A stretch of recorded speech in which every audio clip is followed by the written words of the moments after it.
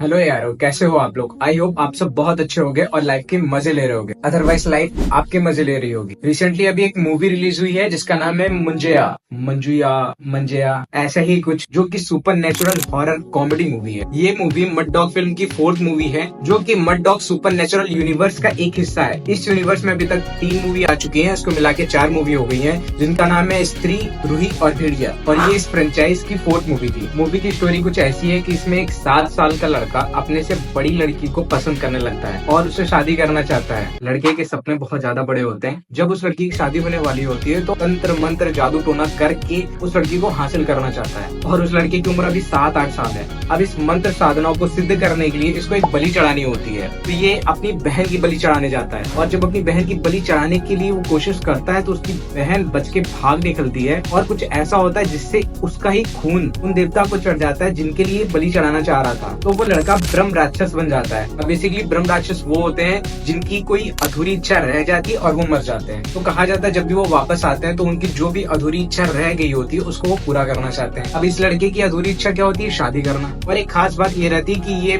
जो ब्रह्म राक्षस होता है ये अपनी ब्लड लाइन वाले लोगों को दिखाई देता है, यानी कि उसका बेटा, उसकी बहन का बेटा या उसकी बहन के बेटे का बेटा। अब क्या होता है कि कई सालों के बाद उसकी जो बहन जिसकी वो बलि चढ़ाने वाला था, अब वो 80-90 साल की हो गई है और उसका पोता गाँव आया हुआ है। तो उसका जो पोता है वो गलती से उस जंगल में चला जाता है जहाँ पर ब्रह्म राक्षस रहता है। क्योंकि वो लड़का उसकी ही ब्लड लाइन का होता है, उसकी बहन का पोता होता है, इसलिए वो ब्रह्म राक्षस को देख लेता है और ब्रह्म राक्षस उसको अपना होस्ट बना लेता है। होस्ट बनाने से मेरा मतलब है कि उस ब्रह्म राक्षस की जो भी अधूरी इच्छाएं रह गई थी, अब वो अपनी बहन के पोते से पूरी करने वाला है, जो कि शादी करना है। अब ब्रह्म राक्षस उस लड़के को फोर्स करता है कि मेरी शादी कराओ, जो भी मेरी क्रश थी उससे मेरी शादी कराओ, वरना मैं ऐसा कर दूंगा, तुम्हारी माँ को मार दूंगा, ये वो मतलब हर तरह से धमकाने की कोशिश करता है। आखिर में जब वो लड़का इसके लिए मान जाता है तो वो ब्रह्म राक्षस को उसकी क्रश के पास लेके जाता है। खास बात यह होती है कि जो उसकी क्रश होती है अब वो 90 साल की बुढ़िया है और ब्रह्म राक्षस अभी भी एक बच्चा है। तो फिर समझ जाओ बुढ़िया पे उसका दिल तो अब नहीं आएगा, उससे तो वो शादी नहीं करना चाहेगा। अब खास बात ये होती है कि उस ब्रह्म राक्षस का दिल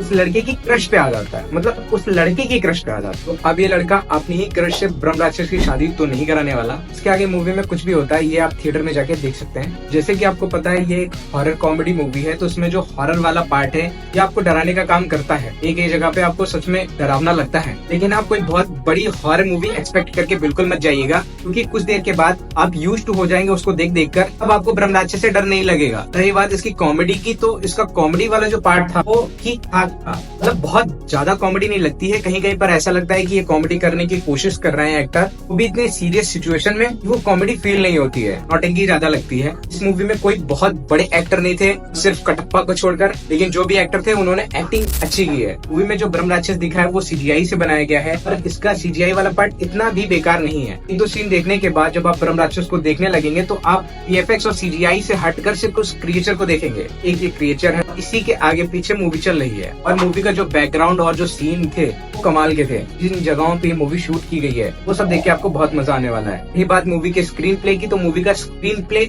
आपको बांध कर रखेगा। मूवी बहुत ज्यादा प्रेडिक्टेबल है, अगले सीन में क्या होने वाला है ये आपको देख के पता चल जाएगा, लेकिन उसके बाद भी आपको देखने का मन करेगा। जैसे कि मैंने बताया मूवी में कोई बहुत बड़े एक्टर या एक्ट्रेस नहीं है, मूवी का बजट भी बहुत ज्यादा नहीं है। हो सकता है ये मूवी अच्छी कलेक्शन कर ले, ये इस मूवी का ड्रॉप पॉइंट भी हो सकता है, क्योंकि कोई बड़ी कास्ट नहीं है इसलिए लोग मूवी को लेकर ज्यादा एक्साइटेड भी नहीं है। अगर मैं पूरी मूवी को समराइज करूं तो मूवी 1 टाइम वॉच से ज्यादा अच्छी है। मूवी का टिकट भी बहुत ज्यादा नहीं है, तो आपका पैसा भी वसूल हो जाने वाला है। ओवरऑल आप इस मूवी को एक बार देख सकते हैं। मूवी फैमिली के साथ भी देखी जा सकती है, अपने मम्मी पापा के साथ जाओ, अपने भाई के साथ जाओ, अपनी बहन के साथ जाओ या दूसरे की बहन के साथ, मतलब किसी के साथ भी जाओ, मूवी आप देख सकते हो। मूवी को मैं दूंगा 2.5 स्टार आउट ऑफ 5। जाइए मूवी एंजॉय करिए। ज्यादा से ज्यादा चैनल सब्सक्राइब करके जाइए, क्योंकि उसको आप हमेशा स्किप कर देते हो यार। जाओ चैनल सब्सक्राइब करके जाओ। बाय।